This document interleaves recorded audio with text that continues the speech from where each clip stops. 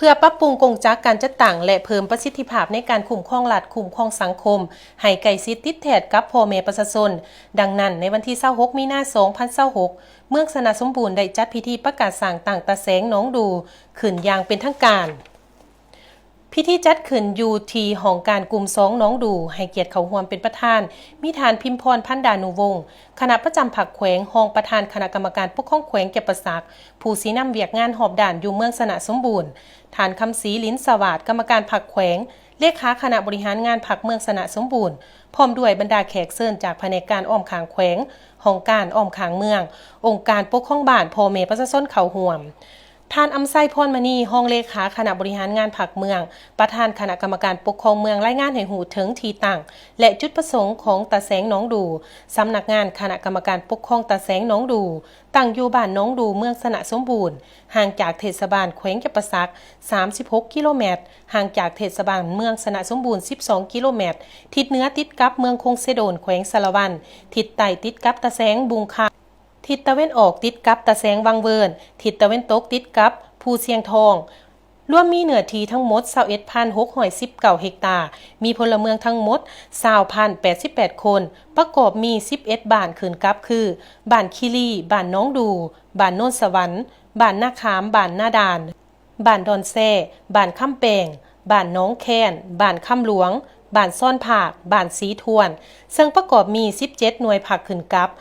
ด่านกงจักการจัดตั้งมี5หน่วยงานขึ้นกับคือหน่วยงานบริหารปกครองหน่วยงานเศรษฐกิจการเงินหน่วยงานวัฒนธรรมสังคมหน่วยงานป้องกันศาสตร์ป้องกันความสงบและหน่วยงานผักองค์การจัดตั้งมหาชนจากนั้นทานแสงอาทิตย์ขันลาลาห้องหัวหน้าคณะจัดตั้งแขวง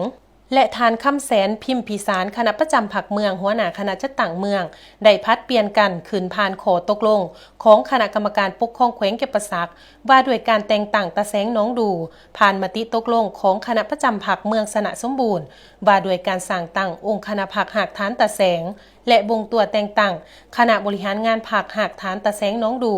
ผ่านขอตกลงของคณะกรรมการปกครองเมืองสนะสมบูรณ์ว่าด้วยการแต่งตั้งประธานห้องประธานตาแสงและหัวหน้าหน่วยงานที่ขึ้นกับคณะกรรมการปกครองตาแสงน้องดู